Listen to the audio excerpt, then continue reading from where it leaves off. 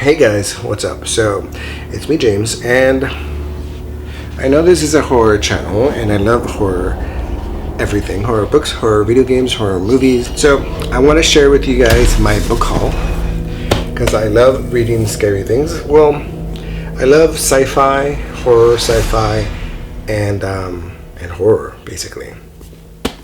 So, I want to share with you guys what books I currently have that I'm going to read. First and foremost, everybody knows this one, right?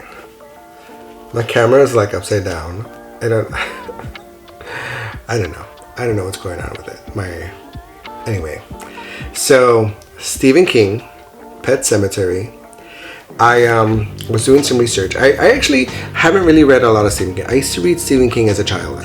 But anyway, so I haven't read a lot of Stephen King as an adult.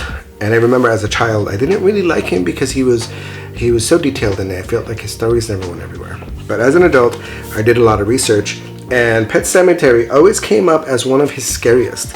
Now, I should probably mention that scary books don't scare me at all. It could be the most disgusting, the most vile, the most horrendous thing you have ever written. Doesn't faze me. Doesn't faze me one bit. So, I'm excited to read this, and I actually already started. I'm not halfway through, but almost halfway.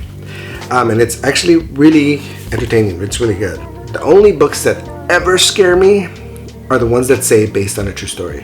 Now, if this were to say, Pet Sematary based on a true story, I would probably have nightmares forever, and it would probably take me a really long time to read this. Interesting thing, Stephen King actually starts off by how this book was inspired. And guess what? It was inspired by real events. So that's a fun fact. But if you don't know the story of Pet Sematary, it's a story about this family who moves to a suburb in Maine because the main character just got a job at the university hospital. He's a doctor. And the road where their house is situated on is very heavy with lots of big semi-trucks. And so they discover, after their pet gets run over by a truck, that they have a pet cemetery in their property, pretty much. But there's a portion of the pet cemetery that's like an Indian burial ground that's kind of unspoken of. And when they bury their cat there, the cat comes back to life. And, that's the basic premise. But, it's been made into a movie. I saw the movie, the original movie. And the original movie also has a sequel, Pet Sematary 2. And then they have the remake. The remake came out several years ago. And then that one has a remake. Actually, that has a prequel. Do they have another one? No, there's 4. Right, Pet Sematary 1, Pet Sematary 2, Pet Sematary Remake, and Pet Sematary Bloodlines, yes. So, it's very good so far. Excited to read it, excited to finish it. And I'll review it once I'm done with it as well. So, good book so far. I'm loving it. Now, another one that I actually already read, but I repurchased it because I liked it so much. And he just came out with an extended version, which is this one here. And it is Cyberpunk Zombie Jihad by Mark Zerbel, and it's basically inspired by gothic industrial cyberpunk music, and it's pretty much right up my alley because that's the kind of music I like. So it kind of gets me in that mentality. This is basically it's a book of short stories. Every story is different. It's unconnected except for the fact that they're in this dystopian future. And the author does a really good job at being purposefully offensive. So if you're offended easily, this is not the book for you. But I love that kind of stuff. So it actually worked out. So it says, "Welcome to the future. Mark Zerbel presents 10 interconnected yet widely different stories of a nightmarish dystopia. Rampant organ harvest, mutant sex workers, anarchistic performance artists," that was a hard one, surgery-obsessed androids, human-animal hybrids, time-looping drugs. It's a world that's barely recognizable, and at the same time, it's all too familiar.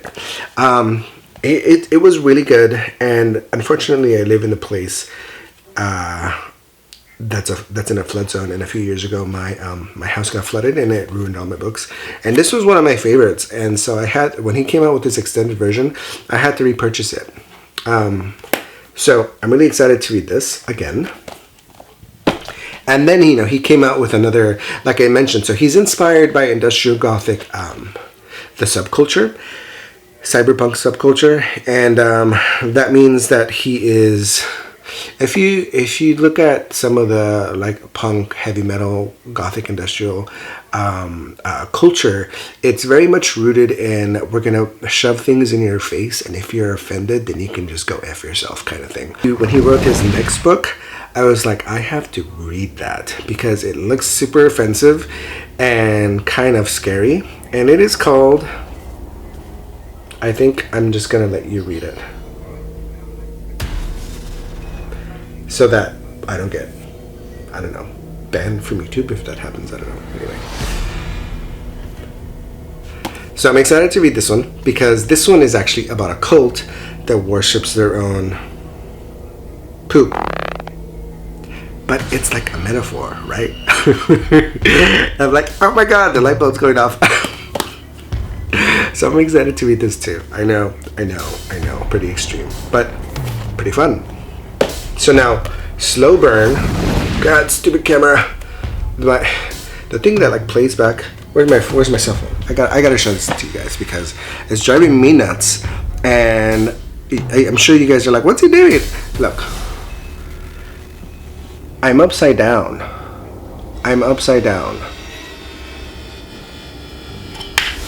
So it's really hard to, Anyway, so Slow Burn Infected. This is actually the second book because I already read the first one. Also, the first one got ruined in the flood too. But so I don't have that one anymore. But I'm excited to read it. I did do a 1-minute review of it that I think you can find in the shorts. Maybe. If not, I'll find it and post it again. But so basically, Slow Burn, it's a book of, I want to say it's like a 10-book series, and it's about this guy. In the first one, he goes to visit his mom, and his stepdad is like out of control, and he doesn't know what's wrong with him, but he's there to defend his mom. And while he's like wrestling with his stepdad, he gets bitten by him. It turns out he's a zombie, and the world is actually ending. So it's like a post-apocalyptic end of the world type of series, which I love. I love dystopian, post-apocalyptic, world is ending type of horror. Amazing. Yes. So I'm excited to see where this one is headed. Now I have this one too. It's Amalgam. Book 2. It's called Retrieval because I already read the first one. Luckily, I still have the first one, and it's actually pretty cool. It's like, it's not a graphic novel, but it's very visual. The author does a really good job at just painting a picture for you in the future. So basically, there's, in the first book, there's book 1's called Contact, by the way, but in the first book, there's this mining colony on a distant planet, and they're mining for minerals. And so they can see on their X-ray that there's tons of minerals underneath the ground on this planet. And so they're excavating, and as soon as they hit it, they realize it's not any mineral that they've ever learned about or know about. So they try to penetrate this thing, and it's impenetrable. They can't even poke a hole in it.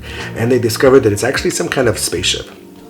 So they enter it, and they find an organism that they take back to the lab, and all hell breaks loose. And it just eats people, and it continues to grow and continues to eat and continues to grow and continues to eat. And so you're kind of left at the end of the story with, I'm not going to say anything, but you're kind of left with, there's 3 of them. So you're left with kind of a cliffhanger, and book 2, I'm assuming, starts right where book 1 ended. So I'm excited to read this one too. Now this one here is not actually horror, is all sci-fi, but it is Jumper by Stephen Gould.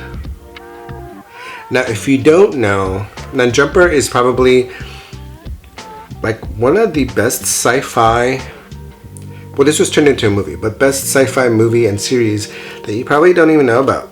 So Jumper is a series as well. And his book 3 of Jumper, it's called Impulse.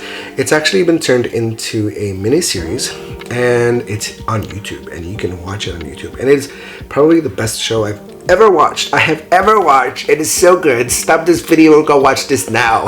It's 2 seasons, and then it was canceled.